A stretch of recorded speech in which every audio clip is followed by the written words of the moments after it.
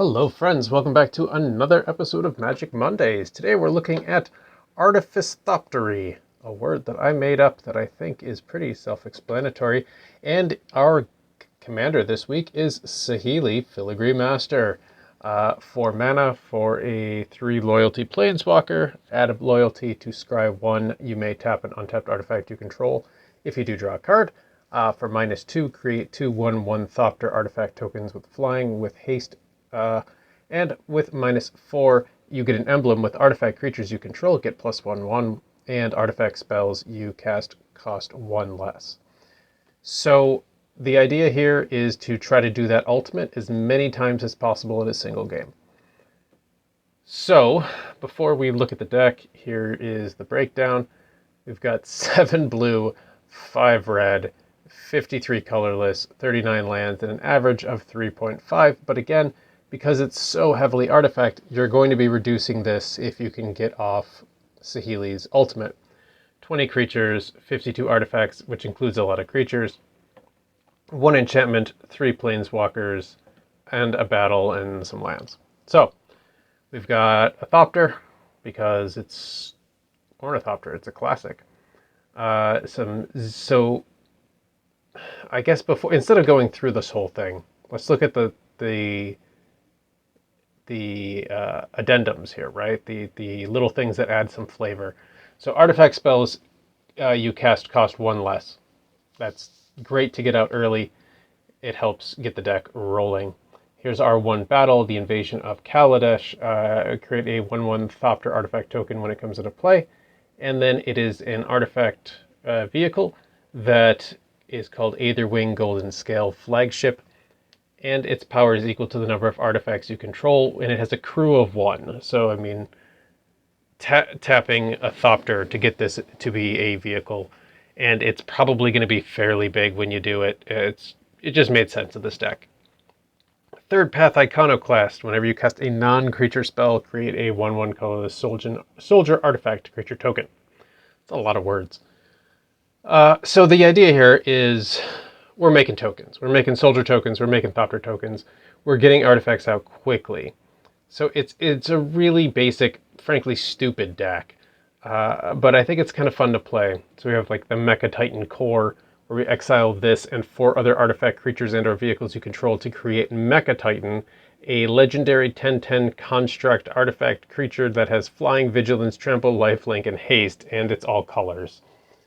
It's so dumb. I had to put it in here. Just literally Voltron. So we got Metallic Mimic. We can choose Thopter, or we can choose Soldier if we have that Third Path Iconoclast out and it makes sense at the time, but usually I choose Thopter. Soulless Jailer to prevent those graveyard manipulation decks. Steel Overseer to make those artifact creatures, particularly the Thopters, a little bit taller, a little bit stronger, a little bit harder, better, and faster. Tablet of Completion to get some draw power or to add colorless with those oil counters on it. Thematic Compass to control an attacking creature, largely is the goal. Master Thopterus, whenever you cast an artifact spell, create a 1/1 Thopter token with flying.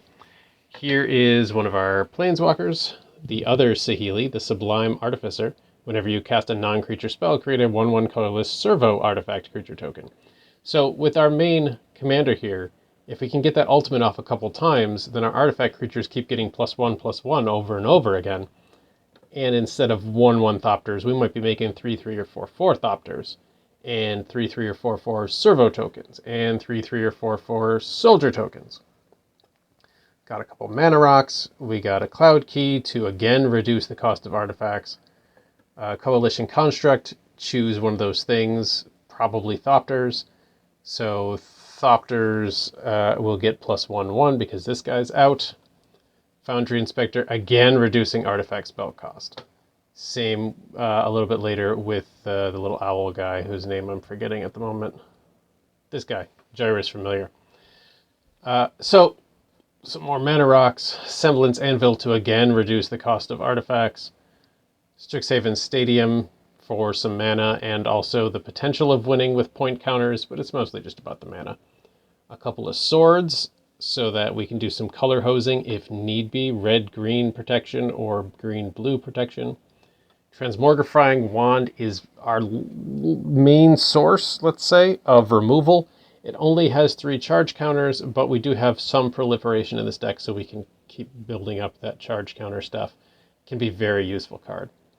Urza's Construction Drone, a card that I just kind of hold near and dear to my heart because I used to, many years ago, have an artifact deck in paper that had all of the Urza lands as the only lands in the deck. So this one creates the Urza lands into the library, and then whenever it attacks or dies, I seek one of those lands, which is just fun to me. Joyra, Weatherlight Captain, whenever you cast a historic spell, which for those of you who don't know, includes artifacts, legendaries, and sagas, draw a card. You can get a lot of crazy card draw going with this card out. Cosmos Elixir to gain some life and potentially draw a card. Aetherflux Reservoir for each cast. Whenever you cast a spell, you gain 1 life for each spell you've cast this turn. It can get really stupid. I have a actual, cardboard paper copy of a Joyra commander deck that I've made that has Aetherflux Reservoir as one of the win conditions. And it's basically this deck, but I don't have Saheeli. So I remade it, but with a different commander, essentially. Joyra's Familiar we already looked at. Historic spells cost 1 less. Here is another of our Planeswalkers. This one is Karn, who can add that Power Stone token, or pay any amount of mana to look at the cards from the top and put one in your hand. Or that ultimate, which is great, but less likely to happen because I'm usually just using that second ability to rifle through the library and find what I want. Some more mana rocks, plus getting a spellbook draft card. Lithoform Engine, which can copy something, whatever I choose. Lodestone Golem, Narn artifact spells cost 1 more to cast, just to be kind of a jerk. Mystic Forge to help us get through that library. Panharmonicon. If an artifact or creature entering the battlefield causes a triggered ability of a permanent you control to trigger, it happens an additional time. Not a ton of use for this, but there are some cards, such as Solemn Simulacrum, to get that land out. One Ring is in here to get extra draw power, especially when you get a card like Aetherflux Reservoir. The life loss on this is negligible at best. Unwinding Clock is great in this because you're constantly untapping your artifacts, and since it's almost all artifacts, including artifact creatures, you're basically constantly untapping stuff. Weatherlight helps us find some historic stuff we want. Inexorable Tide, as I mentioned, there's some proliferation, and it's whenever you cast a spell proliferate. So when you reduce the cost of your artifacts and you've got a Joyra out, you can be casting 8 spells a turn. You could fire off the ultimate on Saheeli multiple times in consecutive turns. It's really, really broken when it works, when you get these cards out. Forsaken Monument, because of course I would have that in here. Gilded Lotus for a really nice mana rock. That's also pretty. Our Karn Legacy Reforged, which adds colorless mana for each artifact I control, and its power and toughness are equal to the greatest mana value among artifacts I control.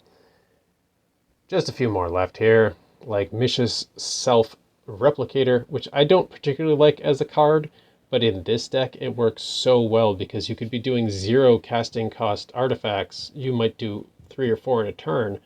So for 3 or 4 mana, you're making a whole bunch of 2/2 assembly workers, which are probably going to be bigger because of Saheeli's ultimate, and you're playing cards and possibly drawing cards, and it can get really silly.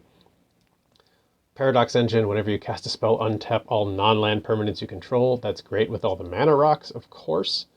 Sky Sovereign, it's a 3-crew artifact vehicle that deals 3 damage to target creature or planeswalker an opponent controls. Great control card if you can manage to get it attacking every turn. Mightstone and Weakstone is one of those cards that works well with Panharmonicon. You can do 2 creatures get -5/5 or draw 4 cards, which is kind of silly.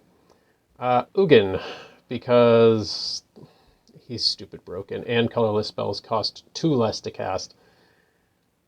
Chroma's Memorial, creatures you control have flying, first strike, vigilance, trample, haste, and protection from black and red. Really nice when you've got a whole little army of what should be 1/1 tokens, but instead they're 5/5 flying, first strike, vigilance, trample, haste with protection from black and reds. Chromatic Aura to get more mana, basically. And it's a nice thing to untap with Paradox Engine. Metalwork Colossus, which I frequently play for free or very close to free. So a free 10/10 creature that you can return from your graveyard to your hand for the low cost of sacrificing a couple of servo tokens. It's silly.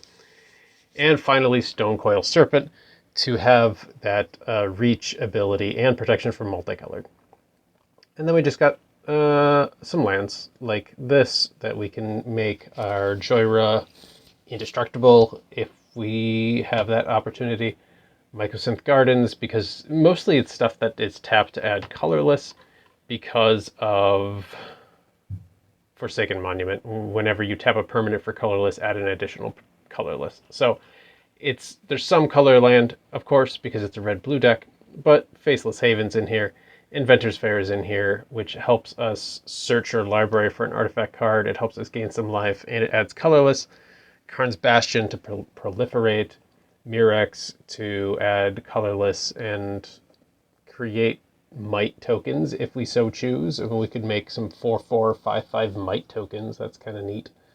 And Reliquary Tower just to prevent us from discarding stuff. So it's a little light on land because we frankly don't usually need a lot of land. 4 or 5 lands is usually enough to get this thing rolling.